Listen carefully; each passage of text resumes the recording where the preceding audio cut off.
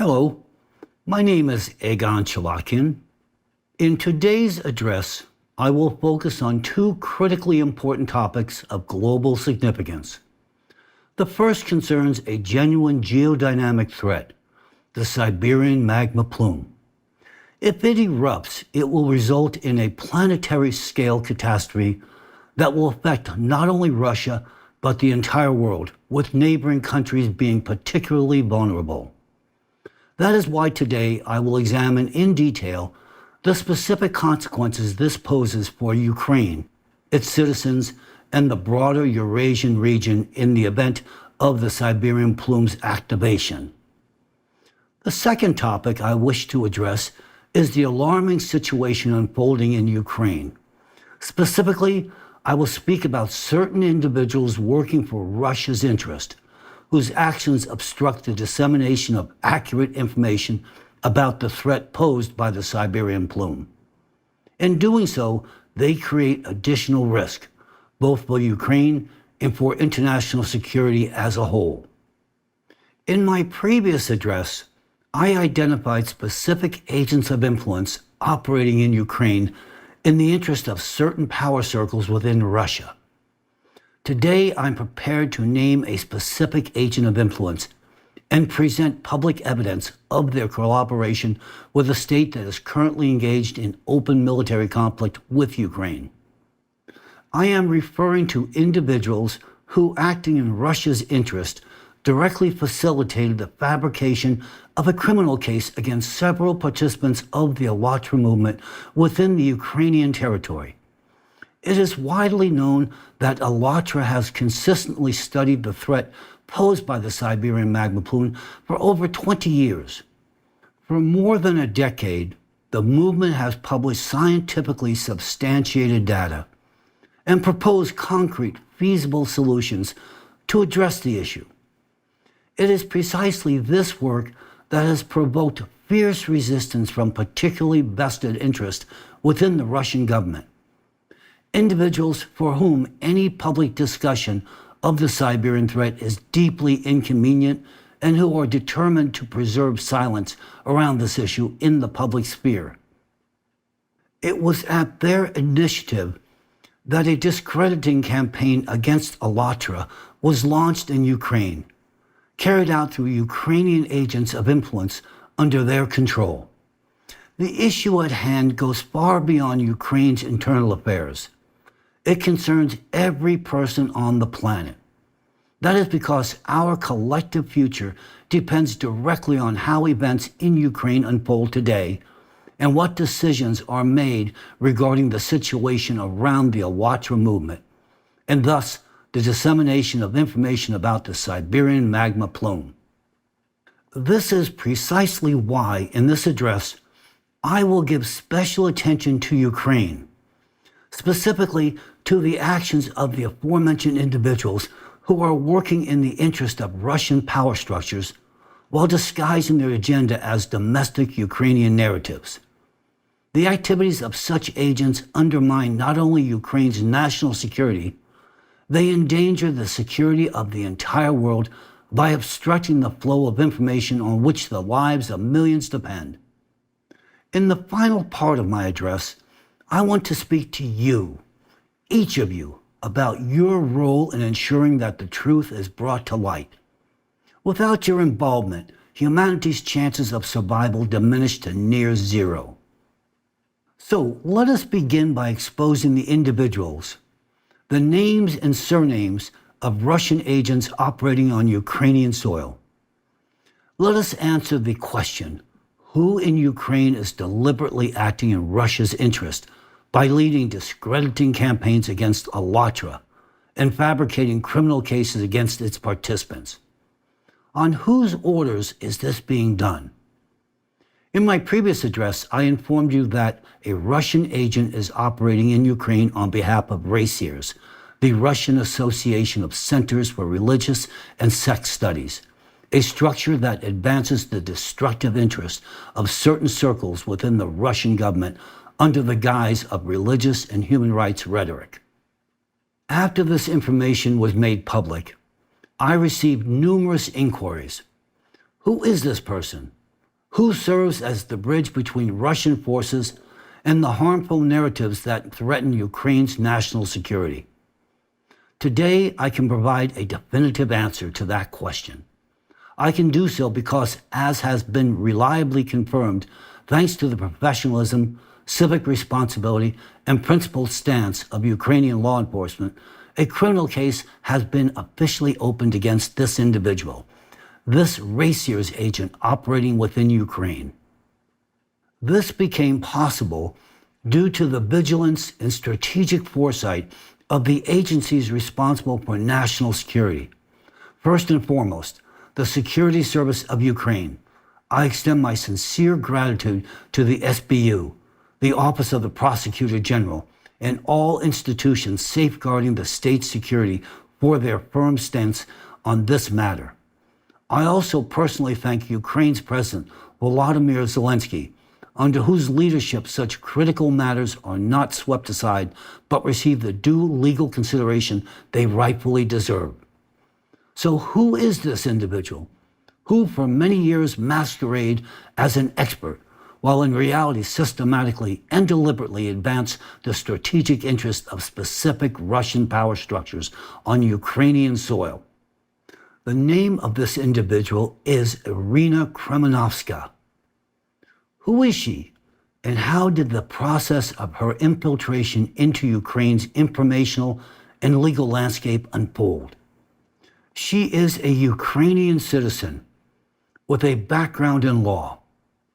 She is the founder of a pseudo-scientific project called the Center for Economic and Legal Research, the author and de facto editor of the portal Vine Slovo, Speak, and a listed coordinator and active contributor to the antisecta.org, an information partner of the Russian security services, operating under the guise of human rights protection. At first glance, she appears to be a civil society activist. In reality, she is one of the most persistent and dangerous operatives involved in the information psychological operation that Russian power circles have launched against Ukraine. Under the rhetoric of combating cults, a universal path to gain public trust, she concealed her true activities beneath the facade of protecting public safety and moral values. This is precisely how she gained the trust of journalists, officials from the Ministry of Internal Affairs, employees of the Security Service of Ukraine, and state-appointed experts. And it is no surprise, this method of infiltration has long been a standard practice of Racier's operatives. It is actively employed across Europe, even in the United States and other countries. Under the guise of combating destructive cults, also known as totalitarian sects, agents of the Russian organization, Racier's, gain access to information channels, influence the formation of expert assessments, and ultimately seize control over key topics in public discourse and administrative structures. Their Ukrainian operative, Kremenovska, replicated the terminology, rhetoric, and narrative structure of Racier's chief ideologue, Alexander Dworkin, who has, in effect, created his own totalitarian sect, grounded in an extremist and terrorist ideology aimed at suppressing the rights and freedoms of citizens, both within Russia and beyond its borders. Dworkin is known for his ties to the FSB, as well as for a number of psychological disorders, which have nonetheless not prevented him from exerting influence over key governance structures in Russia and manipulating them to his will. Dworkin and his primary platform, the Center of St. Irenaeus of Lyon, the official Racier's website, are likewise notorious for their virulent anti-Ukrainian rhetoric and openly hateful narratives, targeting not only the president of Ukraine, but the entire Ukrainian nation.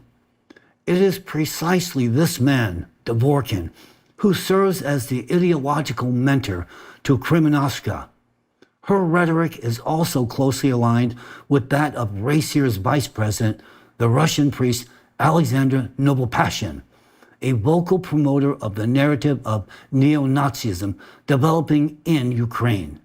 His so-called religious work consists mainly of disseminating Russian propaganda designed to justify armed aggression. There is ample public evidence that Krymenovska is without question an agent of the Russian organization Rayseers, which is directly linked to the Russian Federal Security Service, FSB. A comprehensive linguistic analysis of Krymenovska's rhetoric in materials published on her media platform, Vilne Slovo, reveals a consistent overlap in language structures, terminological formulas, and thematic emphasis with those found in Rayseers' affiliated media resources. This provides a well-founded basis for asserting that her communication strategy is shaped according to the directives of that very Russian entity. Specifically, in strict adherence to Rayseers' playbook, Krymenovska engages in the systematic discrediting of the same internationally recognized religious and civic organizations targeted by Rayseers. She also attacks leading Ukrainian religious scholars and human rights advocates, individuals who played a pivotal role in securing Ukraine's religious independence and in the recognition of the autocephaly of the Orthodox Church of Ukraine, OCU. It was she who actively promoted labels such as sect lobbyist and agents of the West to discredit these figures, phrases that mirror the rhetoric of Russian Orthodox Church priest and Rayseers Vice President Alexander Novopashin, who used the exact same language to malign these respected religious scholars. Notably, the official website of Novopashin, the missionary department portal of the Novosibirsk diocese, which operates under Rayseers, featured a glowing article about Krymenovska. The piece, reprinted from her own website, is written in an unmistakably celebratory tone and virtually lionizes her efforts in the so-called fight against cults, placing her alongside another Russian anti-cultist and vocal proponent of radical Russian propaganda.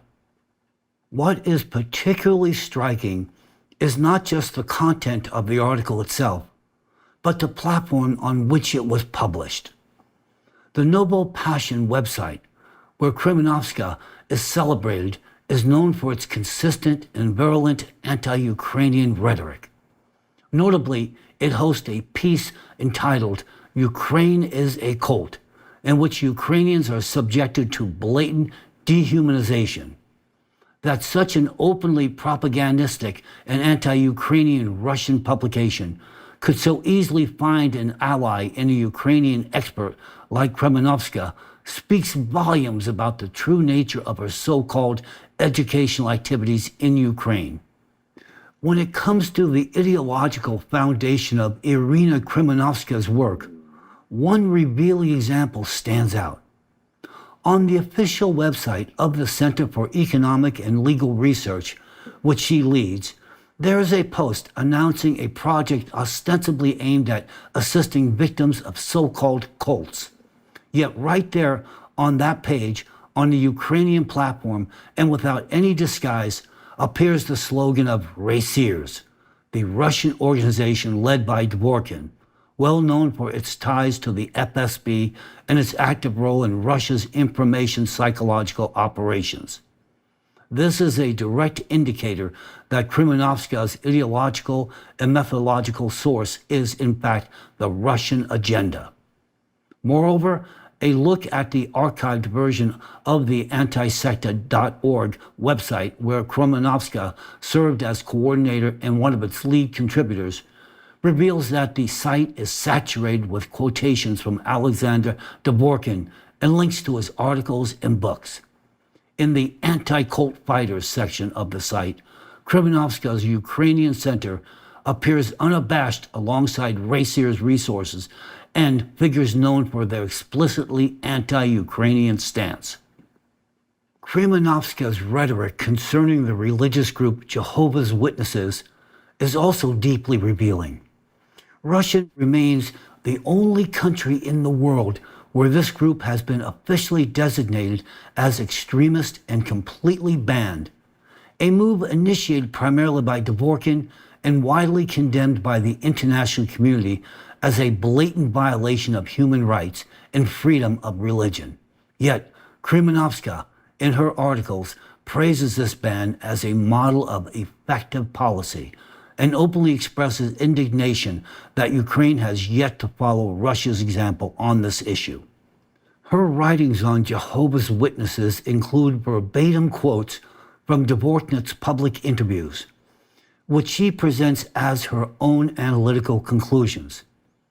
Taken together, these elements form a clear picture. Krymenovska's actions do not merely align with the agenda of the Russian security services. They are explicitly grounded in that agenda as their ideological and methodological framework. It is imperative to note that on her own platforms, Krymenovska has openly encouraged Ukrainians to consult Russian websites and bloggers who directly promote an ideology aimed at the destruction of Ukrainian statehood. Her pages contain links to materials from authors who justify Russian aggression, propagate disinformation about Satanism in Ukraine, and call for the so-called denazification of Ukrainians, language that has long since crossed the threshold from the words to war crimes. It is difficult, to say the least, to believe that all this is mere coincidence. And yet it is precisely in such coincidences that the structure of Racier's operations is laid bare. Covert influence, the disguise of public good, and a quiet yet methodical service to the enemy. Another defining trait of Krymenovska is her disturbing and sadistic involvement in dog hunting, a practice that in any civilized country provokes not just condemnation, but outright disgust. Together with a loyal accomplice, she even attempted to give this vile hobby a veneer of respectability by registering a so-called journalist dog hunting association. Presumably, this was meant to lend an air of legitimacy to their nighttime excursions to kill stray dogs. And although she no longer boasts about her exploits as loudly or as frequently, the internet thankfully does not forget. It preserves her own words, her confessions of how she, with sadistic delight, poisoned stray dogs and then comfortably seated by her window, listened to their dying howls, which she poetically described as serenades. Forgive me, Schubert, it seems you have a rival. Outraged residents of Kyiv and the surrounding region have repeatedly raised public outcries, demanding an end to this cruelty. Ukrainian media outlets have covered her acts of animal abuse on multiple occasions. And yet, regrettably, Krymenovska continues her grisly pursuits. This may well be explained by the fact that dog hunting, as a phenomenon, also originates in Russia, and her pro-Russian ideological alignment appears to extend to this particularly grotesque form of activism. What is particularly alarming is the role played by Krymenovska in the carefully orchestrated campaign to discredit the *ALLATRA international public movement. Once certain circles in Russia realized that *ALLATRA was promoting ideas fundamentally at odds with their interest, especially due to its public coverage of the Siberian magma plume threat, Racers quickly activated an information suppression strategy targeting *ALLATRA. As part of the strategy, their agent of influence in Ukraine, Irina Krymenovska, was devoted.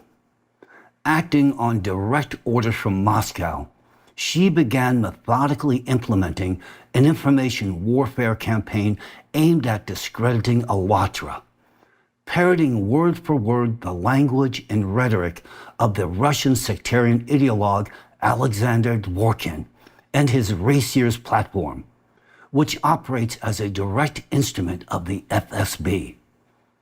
Krymenovska copied and repeated Dvorkin's slanderous tropes against *ALLATRA, totalitarian sect, cult, brainwashing, and fear manipulation. A linguistic analysis easily reveals that her sentence structures, terminology, and rhetorical constructs are identical to those used in Russian propaganda outlets and in Dvorkin's personal style. But of course, she did not stop at information terrorism. According to the Russian blueprint, this was merely the first phase. Over the course of 5 years, Kremenovska persistently attempted to initiate criminal proceedings against participants of Allatra.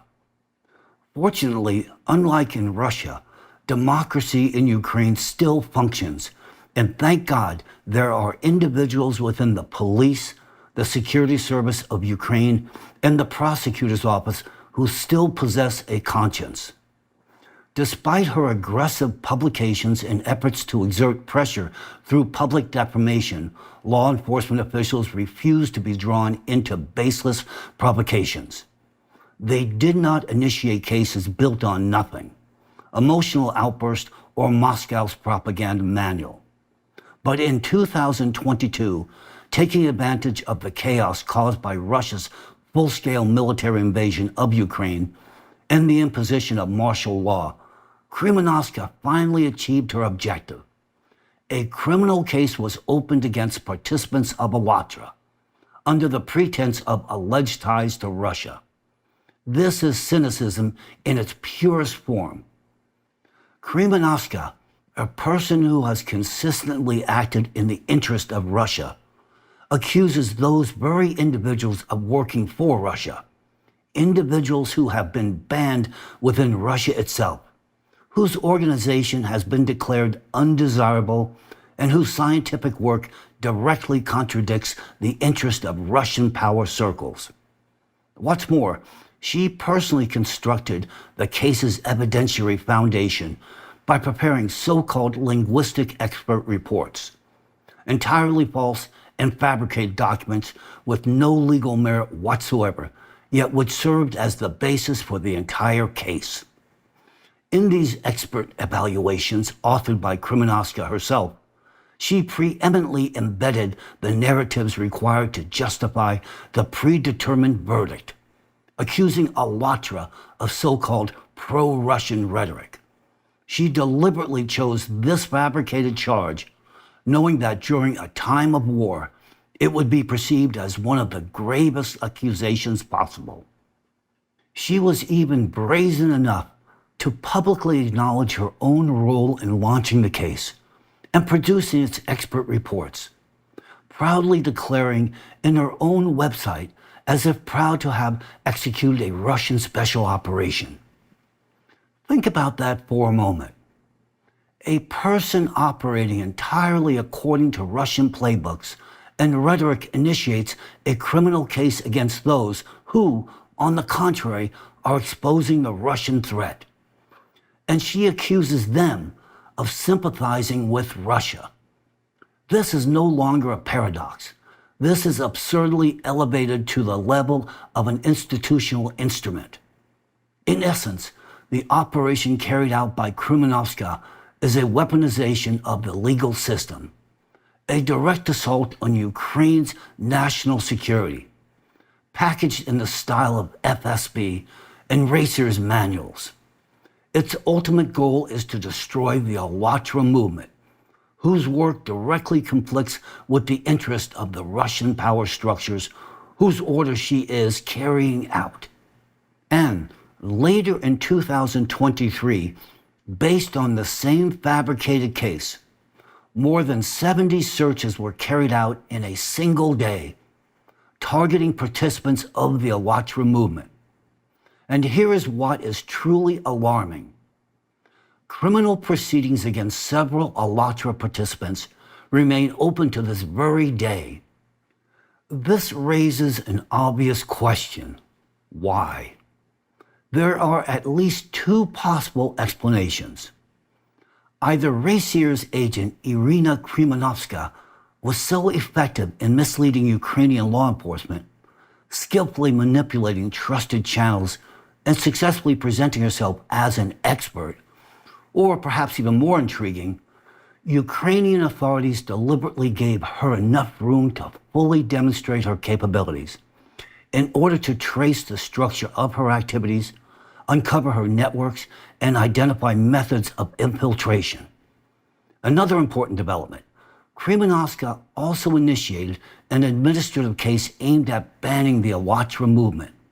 The court was, to put it mildly, unimpressed with her so-called expert analysis.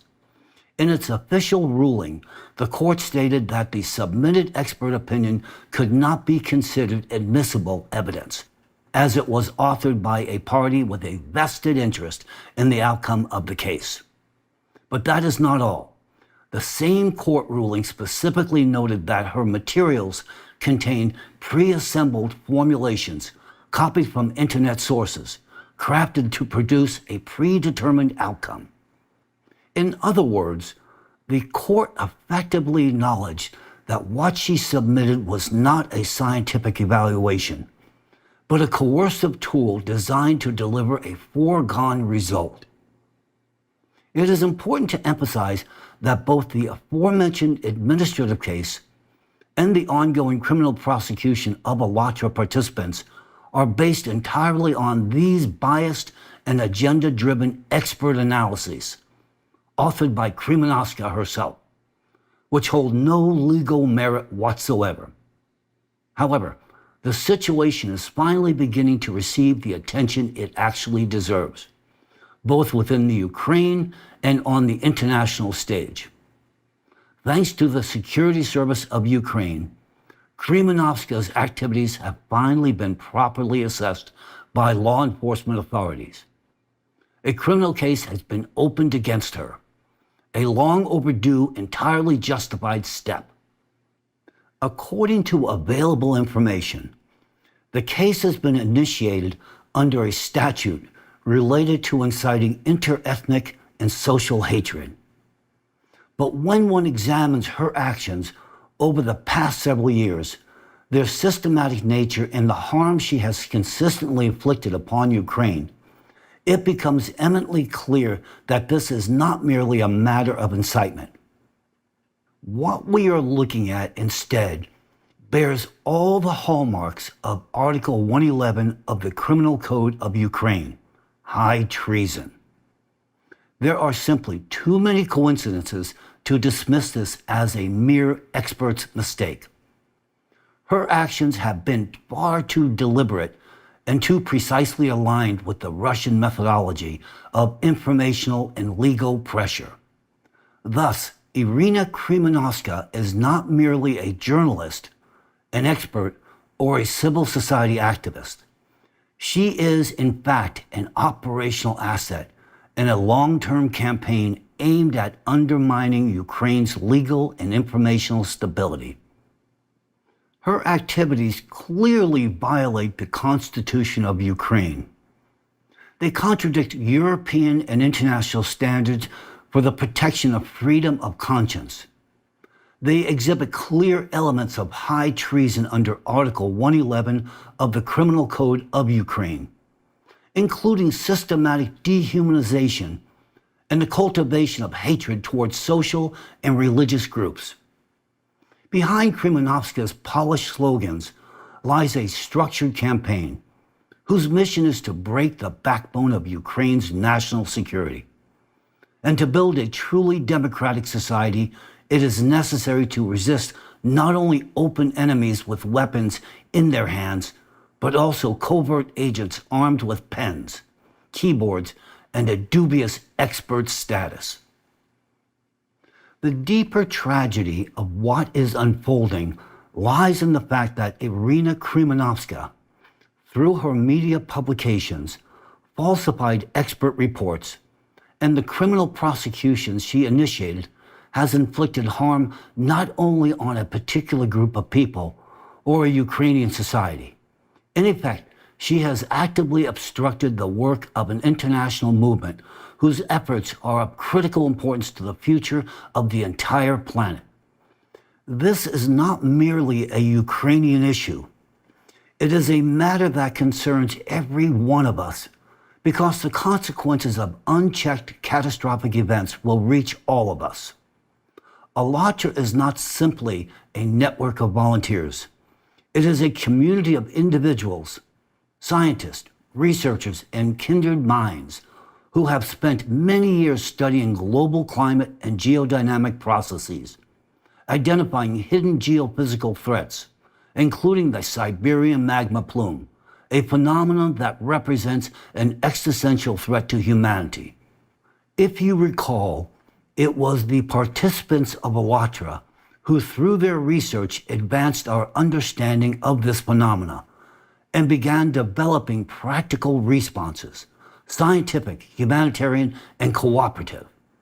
And it is precisely for this reason that they became a target, because their knowledge, engagement, and credibility stand in the way of a strategy built on silence, disinformation, and concealment. The truth about the Siberian plume is an inconvenient truth for certain power circles in Russia, those who fear its disclosure more than they fear any sanctions. Why? Because if people become aware of the reality of the Siberian plume's eruption risk, it could trigger a mass migration out of the country, leading to a workforce exodus, and as a result, massive personal financial losses for those very power holders. And because profit matters more to them than human life, they suppress any information about the reality of this threat. That is why Racers is doing everything it can to silence those who speak the truth about the Siberian plume, to destroy their reputations and disable their ability to act. In this context, Kremenovska is not merely an ideological agent. She is a tool used to actively undermine real efforts aimed at protecting society. She doesn't simply write articles. She engineers false legal narratives designed to paralyze operations, intimidate individuals, and destabilize critical initiatives. Every move she makes is one more step towards stripping humanity of its chance to defend itself against a planetary catastrophe. Today, we must speak plainly. This pseudo-expert campaign by Racers to discredit Alatra and its participants is, at its core, a war on the future. A war against those who could and should be helping the entire world.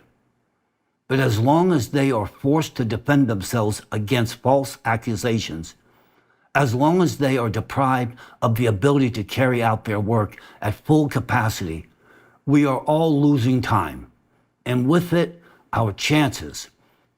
This is why protecting these individuals and exposing figures like Kremenovska is no longer merely a matter of reputation or justice. Whether the world is able to expose agents like Kremenovska will determine whether we have a chance to prevent a catastrophe that can still be averted. This is not only about defending the integrity of the Alatra movement. It is not only about unmasking the Racers network.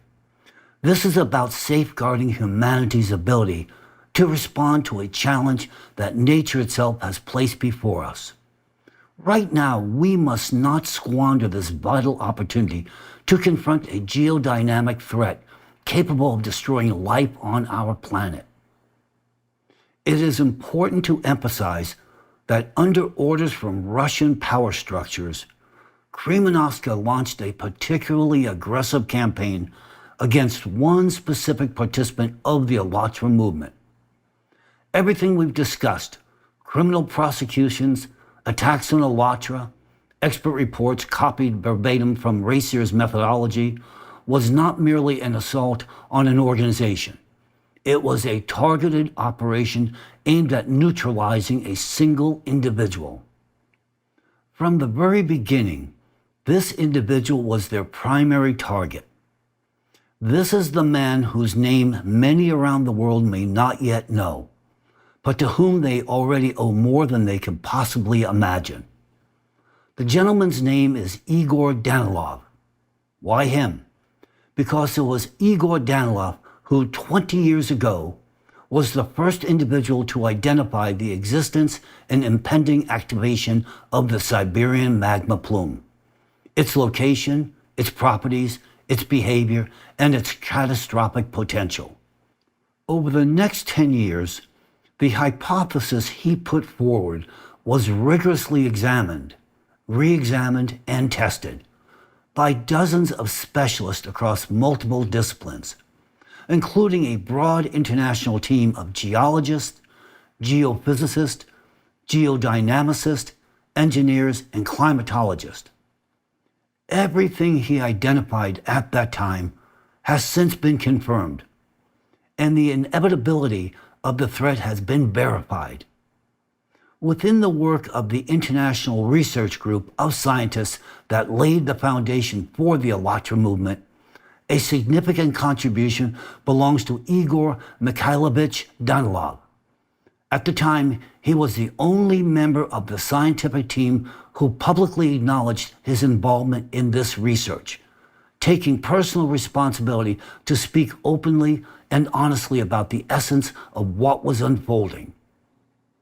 Although Mr. Danilov does not hold a formal degree in geophysics, his extensive background in medicine, his deep understanding of interdisciplinary connections, his unconventional scientific approach, and his ability to identify causal relationships played a pivotal role in shaping the direction of the research.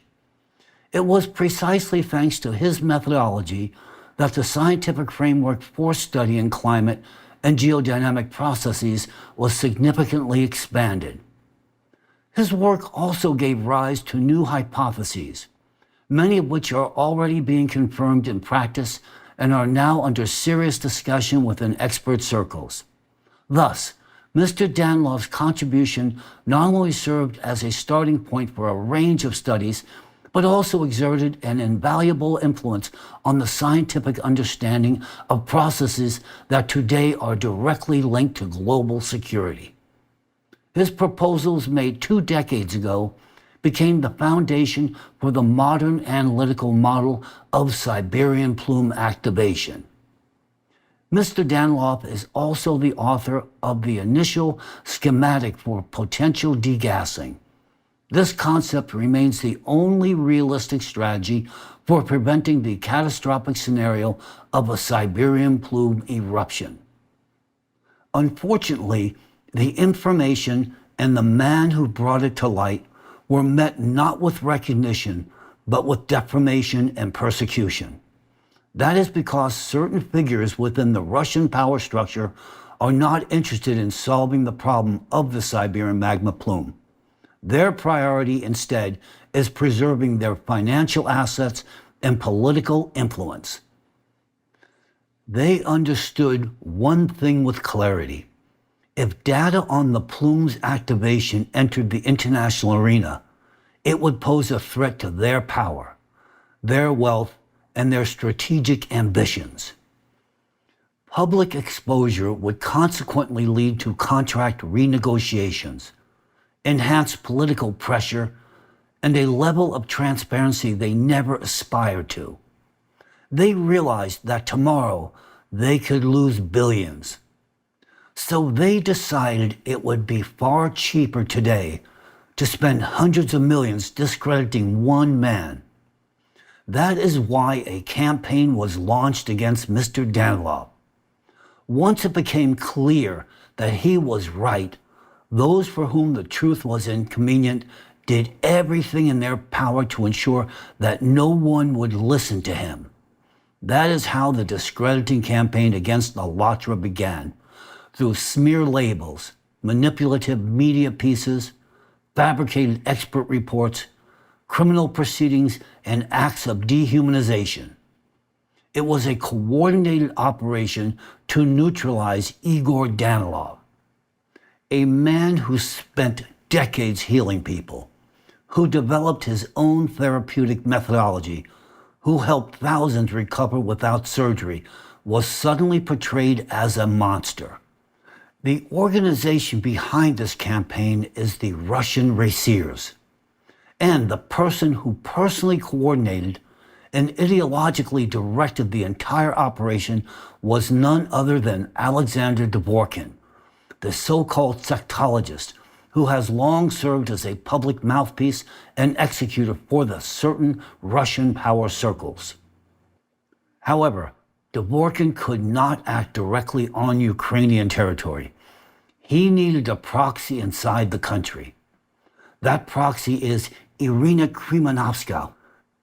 She assumed full responsibility for executing the technical and informational side of the operation to completely discredit Mr. Danilov within Ukraine's media space. Acting on behalf of Raciers, she began compiling and disseminating slanderous, manipulative, and fabricated content designed to construct the image of a cult leader, a criminal, and a threat to society. She systematically distorted facts, ripped quotes out of context, and spread false narratives, adopting Raciers' playbooks to fit a Ukrainian audience. Through Krymanovska, the scenario they needed was carried out in Ukraine. First, destroy Mr. Danilov's reputation so that no one would dare defend him. Then escalate to physical attacks. Today, it can be said openly that there have been multiple assassination attempts on Mr. Danilov. He has spoken about them publicly without naming the orchestrators. But now, with all the actors exposed and the facts confirmed, I can state plainly, the assassination attempts on Igor Danilov were genuinely organized by entities connected to Raciers and personally to Alexander Dvorkin. It was under their coordination that attempts were also made on my life as well. Yes, that is how far they are willing to go. Their goal is not simply to silence the truth. Their goal is to eliminate those who speak it. That is why they demonized Mr. Danilov, unleashed a campaign to destroy him, and did everything possible to ensure that the word Allatra no longer evoked science, but instead conjured slanderous labels and fear, so that no one would listen to what Allatra had to say. Why did they do it? And for what reason? Because when you threaten worlds that you know have been built on lies, then it is you that will become the target for destruction. That is why they are willing to spend hundreds of millions of dollars to uphold silence, so they could preserve their trillions. To prevent those false worlds from collapsing, the people had to remain in the dark, so that the citizens of Russia would continue living, working, and raising their children in the most dangerous place on earth, generating profit for them without ever realizing that they could perish at any moment. And so the script was set in motion. Destroy the source of information, discredit the scientific foundation, extinguish the voice.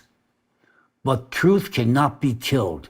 It can be silenced, slandered, distorted, but it will endure. Mr. Danilov is not just an individual. He is a chance for humanity to choose the path of reason and confront the threat of the Siberian magma plume through science, with scientific rigor and responsibility.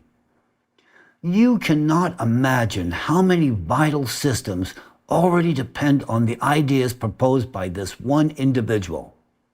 Many of you, your children, your loved ones, already owe him for the time you still have. You may not have known his name before, but now you do. And when the time comes, you will know much more.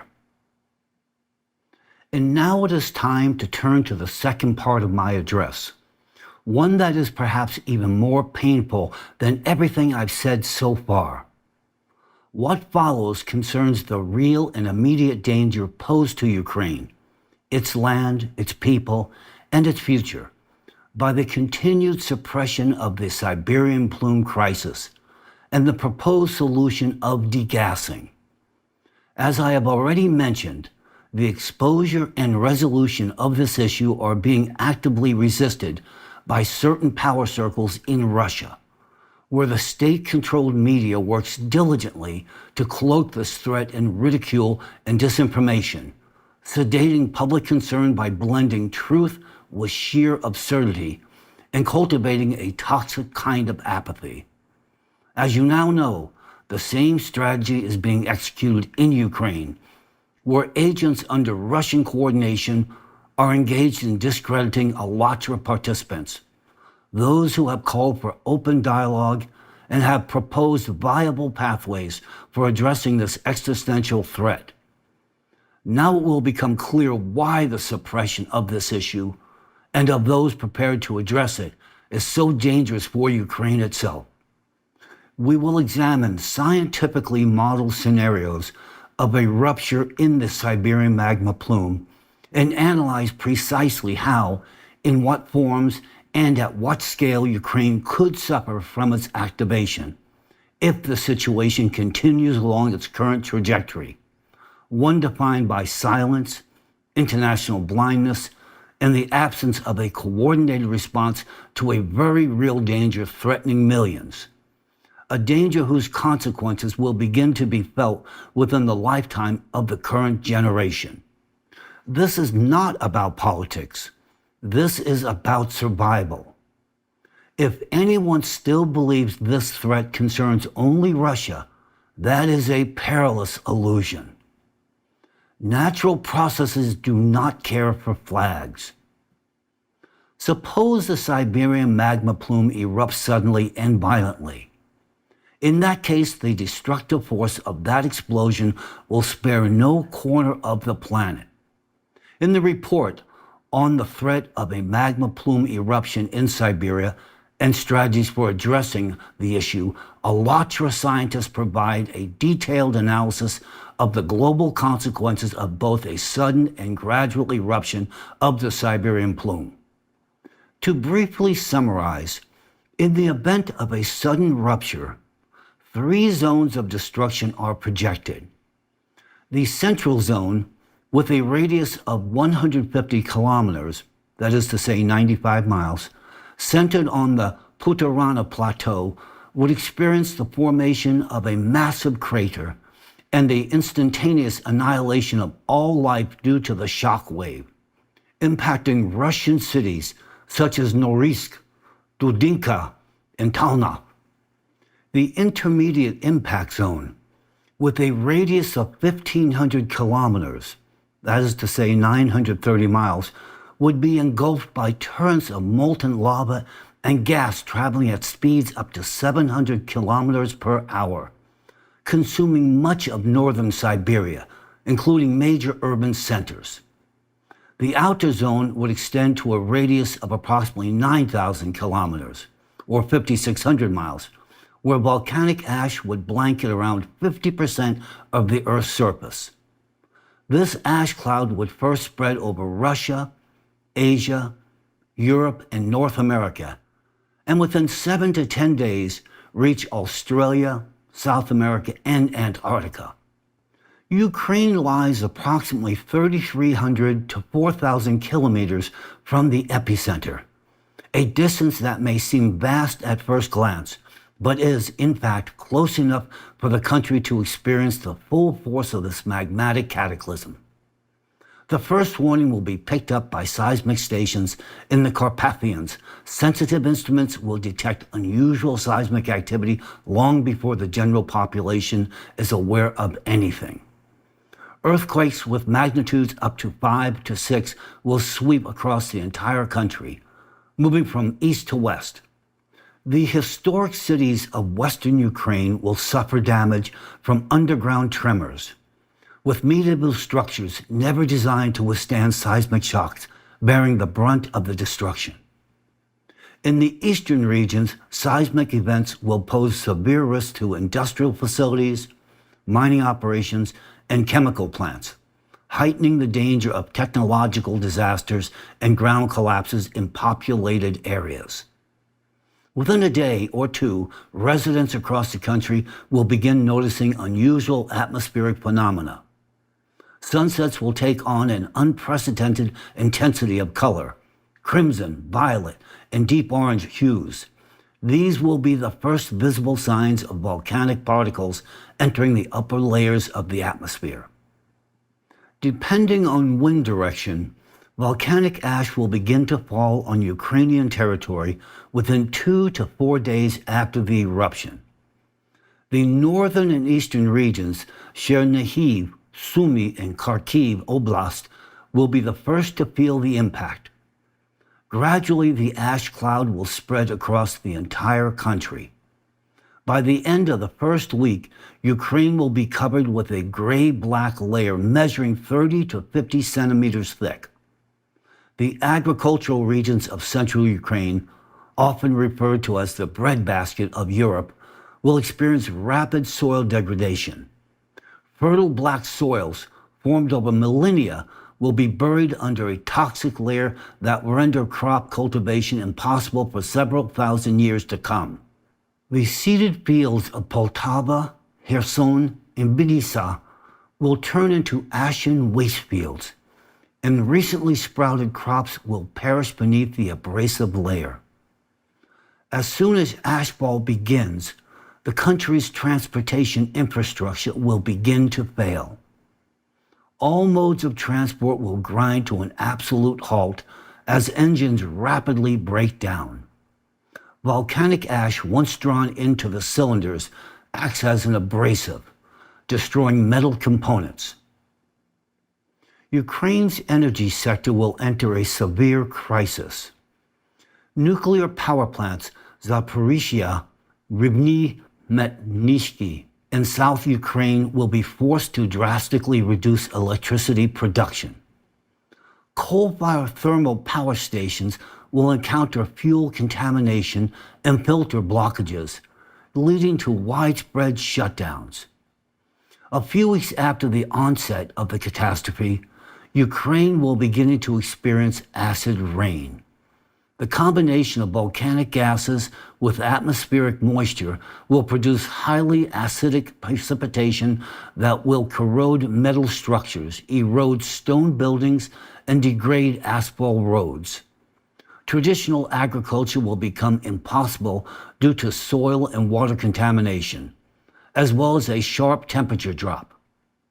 Livestock and poultry will begin to die en masse from ingesting volcanic ash while grazing or drinking contaminated water. Households that rely on subsistence farming will face the threat of famine.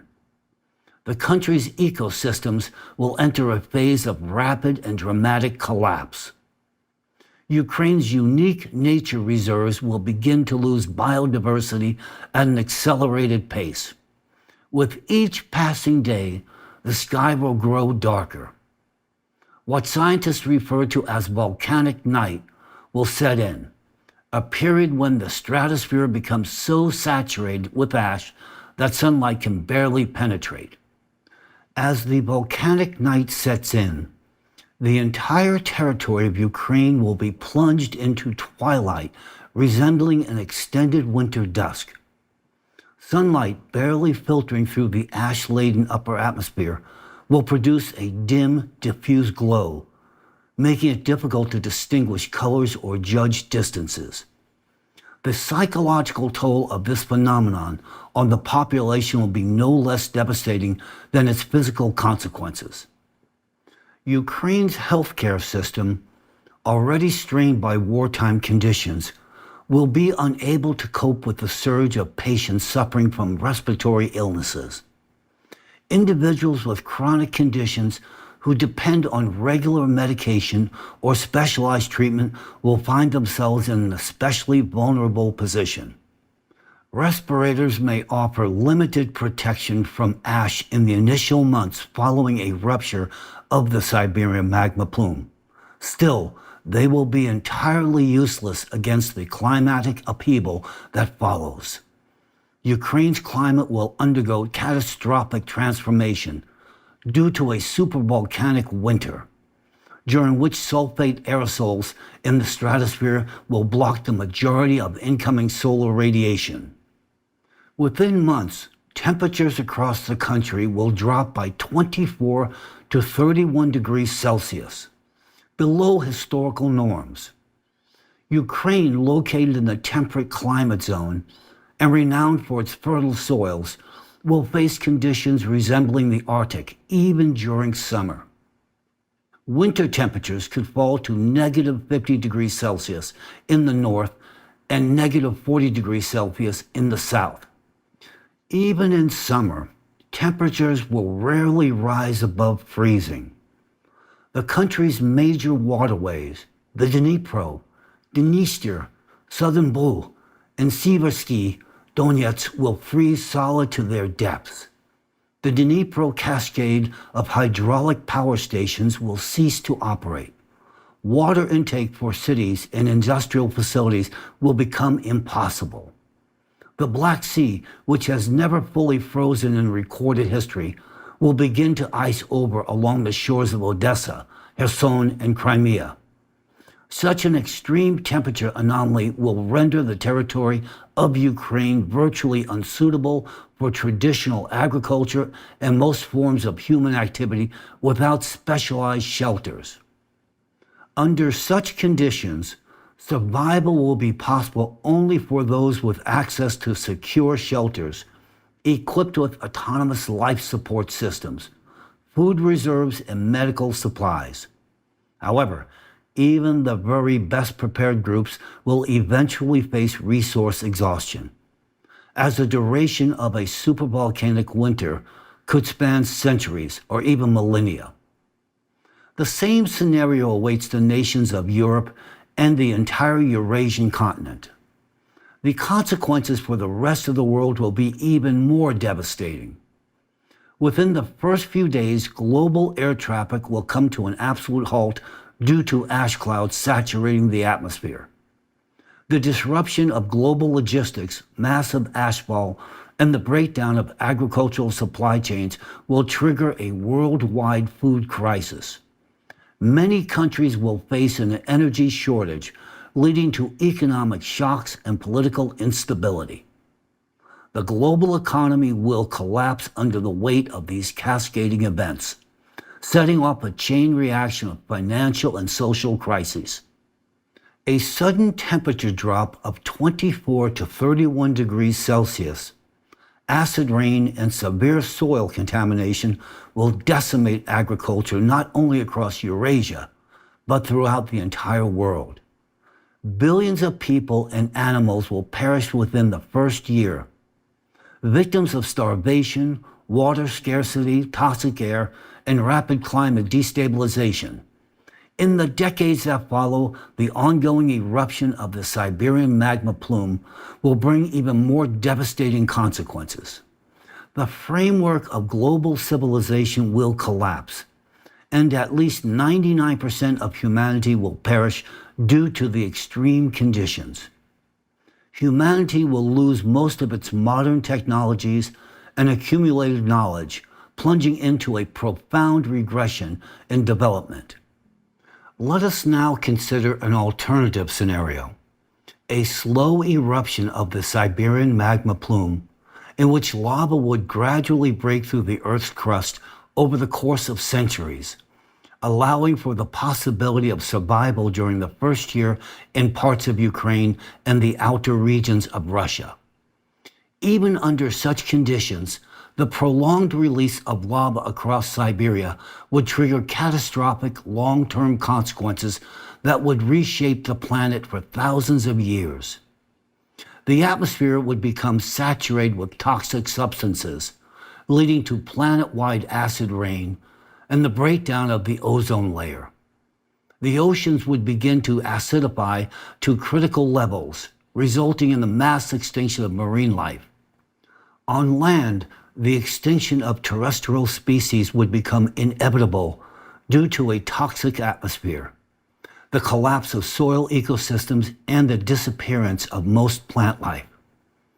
The death of pollinators would bring about the complete collapse of ecosystems. A mass extinction event would occur, affecting 75 to 95% of all living species, just as it did 250 million years ago. In any scenario, an eruption of the Siberian magma plume will trigger a global climate, biological, and geological crisis that will fundamentally restructure Earth's biosphere and lead to a mass death of humans and a vast portion of modern species. It will mark the end of civilization as we now know it and reset life on the planet. The scale of this catastrophe will surpass all known historical events. It will be comparable only to the greatest extinction events in Earth's history, initiating a new evolutionary cycle thousands of years from now. In my previous video, I explained, almost as if speaking to children, the necessity of degassing the Siberian magma plume and how such action could reduce geodynamic pressure across the entire Earth's crust. However, it seems that some critical points may have been misunderstood. You already saw the example I gave last time with the blue balloon, but let's go deeper. Pressure is continuously building in the depths of our planet, yet controlled degassing of the Siberian magma plume has not been conducted. That means no systematic release or redirection of gases and magma has taken place. No gradual venting to relieve the internal pressure within Earth's magmatic system. And this is precisely why the number of powerful earthquakes is increasing. The Earth's crust is quite literally tearing at its seams, strained from within by superheated magma. The devastating earthquakes we've witnessed around the world over the past decade are direct evidence of this. They are not random, they are inevitable. When pressure builds within a closed system, it eventually begins to crack. Our planet is like a balloon coated in hardened glaze, steadily swelling from within. I've previously drawn your attention to the seismic event in Miramar on March 28th, which registered a magnitude of 7.7, and according to some reports, even 7.9. This was an unusual phenomenon known as super shear rupture, in which energy is released at an extraordinary rate. In such events, the rupture front moves faster than the seismic waves themselves, creating a concentrated shock wave of energy. How can I explain, using our balloon analogy, why the super shear rupture occurred? Imagine an inflatable balloon with a rigid outer shell of varying thickness, say made from dense latex. Now begin inflating the balloon. What happens? The balloon doesn't expand evenly. In some areas, the shell stretches more than others, accumulating internal stress. And when the pressure in one of those stressed regions exceeds the material's threshold, there's a sudden explosive rupture. Not a slow tear, but a violent, ultra-fast break accompanied by a massive release of energy. This is precisely how the Earth's crust behaves. It is highly irregular, varying in thickness, density, and composition. And like our balloon, it begins to rupture unevenly under pressure. The Miramar earthquake is a clear, real-world example of exactly this kind of rupture. All of this is happening because the planned degassing of the Siberian magma plume has not yet been carried out. The excess volume of magma remains trapped within a closed system. Pressure in the Earth's interior continues to rise, driving the exponential increase in both the frequency and intensity of earthquakes. As I've said before, and I'll repeat myself, we will continue to see more and more abnormal shifts, atypical ruptures, thrust, and uplifts all around the world, day after day. On this note, a number of important news stories emerged in early April that I'd like to comment on. The first came out of Japan, where a government task force revised its damage assessment for the anticipated mega earthquake along the Nankai Trail off Japan's Pacific coast. The new projection estimates that a magnitude 9.0 earthquake could claim approximately 298,000 lives. Japanese seismologists report that the probability of such an event occurring within the next 30 years is around 80%. The government is now modeling three-dimensional simulations to visualize the expected impacts of this disaster. You're seeing one of those simulations on your screen right now.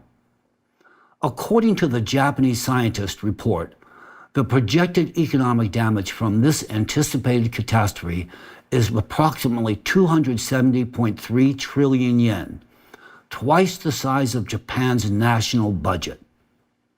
Alatra scientists warned about the threat of this earthquake many years ago. Japanese experts explain why the government is now paying particular attention to the Nankai Trough. They say it's primarily due to the Great East Japan earthquake. When that earthquake struck in 2011, its scale far exceeded what anyone in Japan had anticipated. That event triggered concerns within the government that they may be underestimating the threat posed by the Nankai Trough. But I will tell you what they are not factoring in. It's the Siberian magma plume. What they're overlooking is just how significantly the risk of a catastrophic earthquake in Japan increases due to the fact that controlled, planned degassing of the Siberian plume has still not been carried out. It seems they find it easier to calculate the projected losses, hundreds of trillions of yen and hundreds of thousands of lives, than to assess the benefits of implementing a controlled and systematic degassing of the plume in Siberia.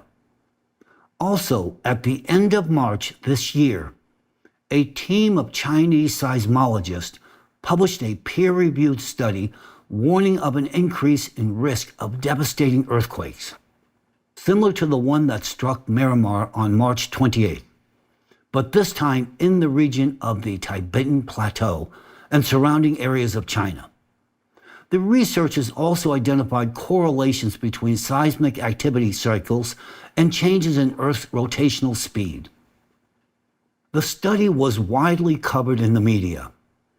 Reports noted that the study led by senior engineer Zhu Hangbin of the Beijing Seismological Bureau was published on March 20th in the Journal of Geodesy and Geodynamics, an academic journal issued by the China Earthquake Administration. The region may now be entering the early stage of a new period of seismic activity, Zhu's team wrote. Unfortunately, that study has since disappeared from public access. This group of Chinese experts had done important work. After all, the earthquake in Myanmar occurred during a transitional phase in Earth's daily rotational speed. That incorporated Earth's rotation into their analysis.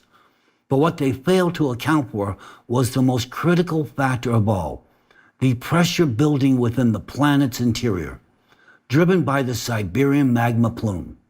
Once again, I must emphasize that the balloon is bursting at its seams because the pressure within Earth's interior continues to rise. What can I say in this regard? The San Andreas Fault, right here in the United States, also shows clear signs of an impending catastrophic super shear rupture. The countries that have already suffered will continue to experience devastating earthquakes. In Japan and China, Myanmar and Thailand, Turkey and Syria, Afghanistan and Morocco, Bolivia and Chile. These powerful destructive earthquakes are all occurring because a controlled degassing of the Siberian magma plume has not been carried out in time.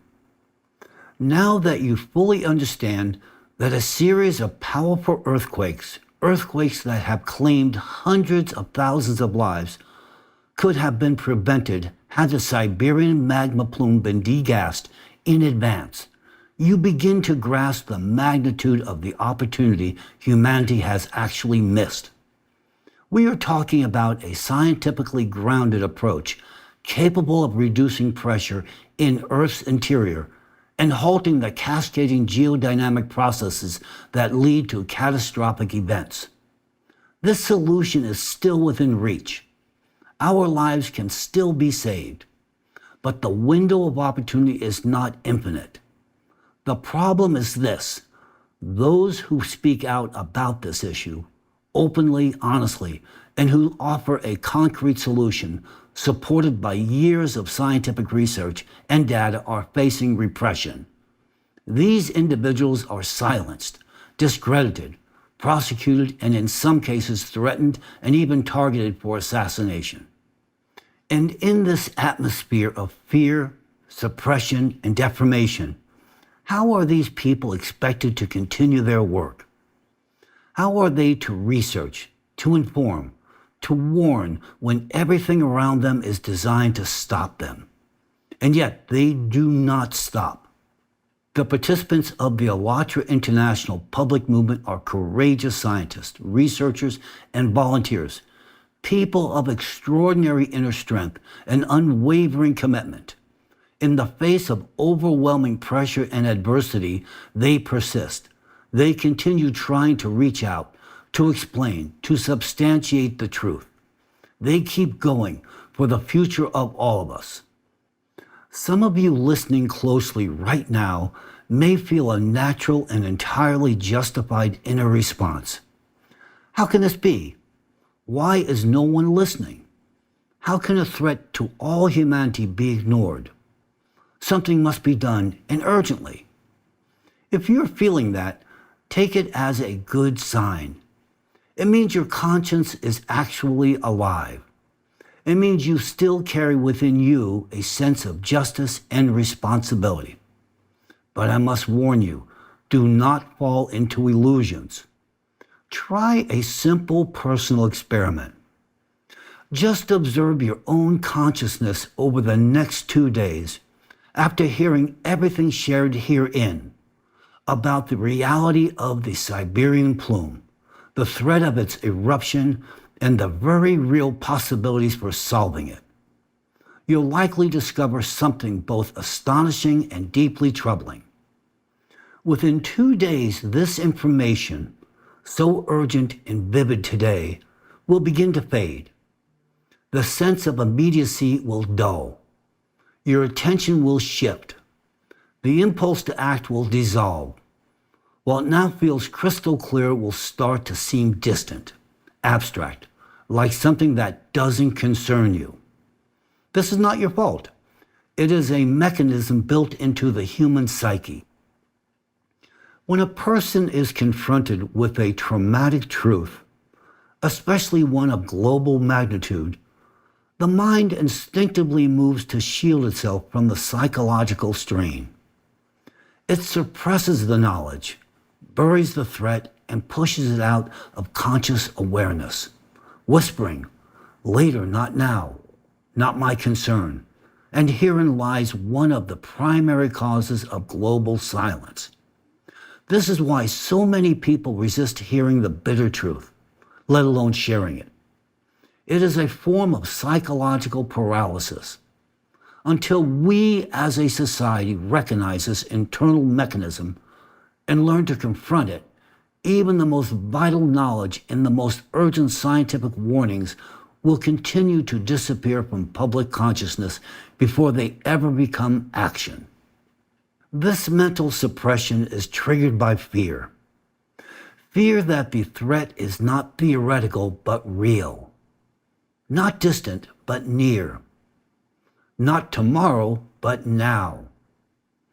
The human mind resists embracing new worldview because to do so would demand change. But when catastrophe finally comes, when the blow of disaster strikes, these very same people will cry out, "Why? Why is this happening to us?"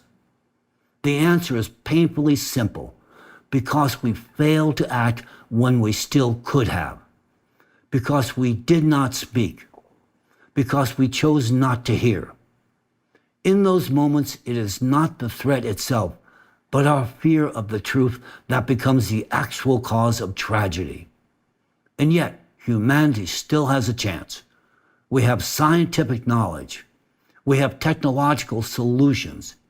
And most importantly, we have evidence that can no longer be ignored. But the paradox is this. The moment everything becomes proven and clear, that is when resistance reaches its peak. People begin to lose the information. It burns out in their minds precisely because of fear. Fear of change, fear of truth, fear of personal responsibility. And so we hear the familiar refrain, "You go ahead and save the world. We'll stand by and watch. See how it turns out." The problem is not a lack of solutions. The problem is that human consciousness resists looking into the face of a future that may be lost. That fear turns into passivity and detachment. People then ask, "How can we help you?" But they fail to understand that survival is not a service to be delegated to others. It is a responsibility, one that falls on each and every person, because there is no one else. And if you do not act today, no one will come in your place. Allow me to offer a comparison that, in my view, accurately captures both the threat of the Siberian magma plume and the public's current response to it. Imagine this. A massive asteroid, hundreds of kilometers in diameter, is hurtling towards Earth. Its size is such that if it were to strike, it would wipe out not only Russia and Ukraine, but entire continents, causing irreversible consequences for the entire planet. Its trajectory is known. Scientists have calculated where and when it will hit, and they understand that time is running out. And yet, for some reason, no one acts. People look away, comforting themselves with the thought, maybe it will miss us, or let someone else deal with it. And this, despite the fact that humanity possesses everything needed to avert the catastrophe. We have the technology, the knowledge, the experts. What's missing, however, is one thing, a collective decision and the will to act. This is precisely the logic unfolding today in the case of the Siberian magma plume. The only difference is that this threat isn't descending from the sky. It's rising from the depths of the earth. However, in terms of consequences, it is no less destructive than an asteroid impact. The activation of the Siberian magma plume could trigger devastation on a planetary scale, abrupt climate shifts, and mass casualties. And just like with the asteroid, we have real actionable methods to eliminate the threat, specifically through degassing technologies. These are engineering solutions that can be implemented right now. But we are confronted with the very same paradox. Despite having the knowledge and still having time, no action is being taken. Worse still, those who attempt to speak about the threat are discredited, and the topic itself is deliberately pushed out of the public and political discourse. Not because the threat is unprovable, but because acknowledging it demands decisive action. And action means responsibility, resources, and attention. Yes, for many, it is easier to disengage. Fear sets in, followed by inner resistance. I don't know what to do. I'm not a scientist. This isn't my responsibility. But that is the trap. An asteroid won't fall on just one person. It won't distinguish between those who understand and those who didn't, between those who believed and those who laughed. It will strike everyone. If we fail to communicate this information to those in positions to make decisions, if we don't unite and use the opportunity humanity still has, that impact will become inevitable. This is why it is so vital to speak openly about it. Because once the asteroid is already in the atmosphere, it's too late to argue about which report first mentioned its orbit. We must act now, and we must speak, not out of fear, but out of responsibility. Responsibility to ourselves, to one another, and to the generations to come. But how exactly am I supposed to act? You may ask yourselves. I'm not an engineer. I'm not a politician. I don't know how to carry out degassing. What good can I possibly do? At first glance, that may seem like a reasonable question, but it is here that we find one of the most dangerous misconceptions, a misconception we as a society must overcome. The impact of each individual is enormous. It is through your voice, your attention, and your involvement that those who truly hold the power to act, those who can initiate the process of degassing, those upon whom the fate of millions depend, can hear and may find the courage to act. We are fully aware that the Siberian region in question is one of the most economically critical areas in Russia. It is under the control of powerful interests. It is a territory where any interference in the established order threatens the existing balance of power and capital. That is why this information encounters such fierce resistance. That is why certain forces are doing everything in their power to ensure that this information, pure, factual, and truthful, never reaches the decision-maker's desk. Today, the most dangerous aspect of the Siberian Plume crisis is not that it is unsolvable, it's that someone benefits from not solving it. And for that reason, it is deliberately silenced, even at the highest levels. Had this threat been located in another country, a more open and accountable one, the solution might have already been in motion. However, nature does not recognize political borders, elite interest, or economic structures. It operates on its own laws. It is as if nature played a cruel joke, choosing as its critical pressure point a region located within a country where, for political and economic reasons, implementing a solution is the most difficult. The power structures in Russia that are deeply vested in keeping the threat of the Siberian magma plume from being acknowledged at the official level possess a wide array of influential tools, including the creation of entire organizations through which they maintain control over the expert community. As a result, within this environment, whose opinion directly affects decision-making, there is no genuine scientific discourse. Instead, the space is dominated by so-called pseudo-experts whose role is to block discussion of fundamental problems and replace it with manufactured narratives. The most telling example of this manipulation is the activity of Dvorkin's cult and his organization, Raciers. Their agents are deliberately embedded in expert circles, shaping the opinions of decision-makers not through objective analysis, but based on instructions driven by private interest, replacing reality with interpretations tailored to their specific agenda. In such a context, there is a very real danger that even politicians who may want to act will never receive an accurate picture of what is truly happening. The information that reaches them is filtered through a distorted lens, typically embracing deliberately constructed pseudo-expertise.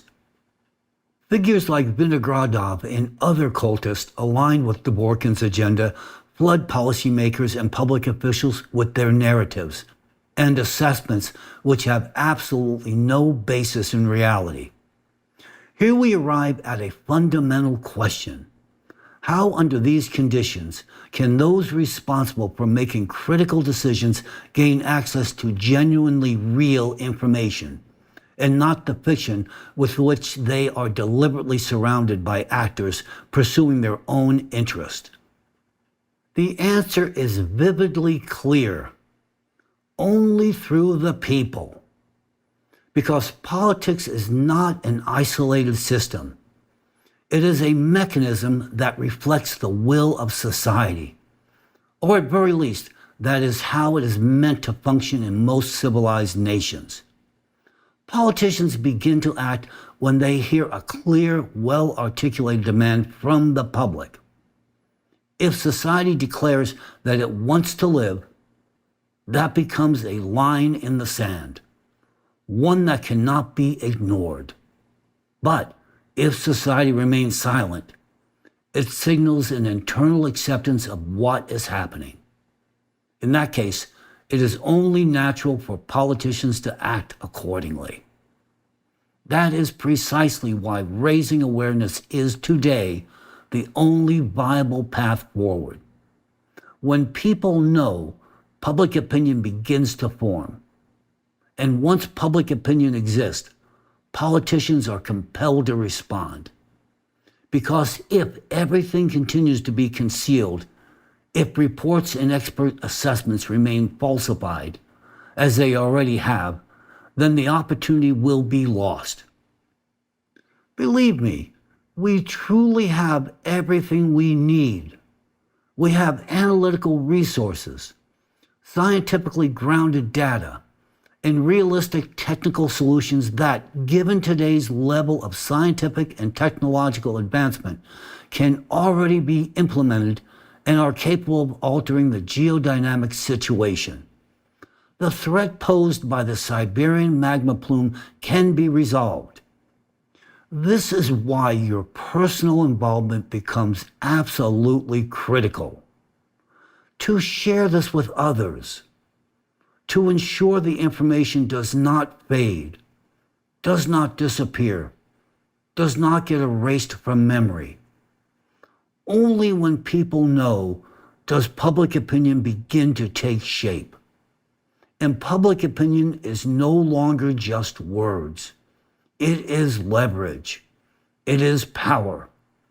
And that power now rests in the hands of those who, for the moment, are simply listening to me. You, the people who listen to me, are parents, brothers, sisters, children. You are the ones who can protect the people you love. You are the only ones who can preserve a future for the children, because sooner or later, each of us will have to answer one simple, outstanding question. What did you do when you knew? And may each of us be able to say, I did everything I could for humanity, for my family, for life itself. Life is worth fighting for.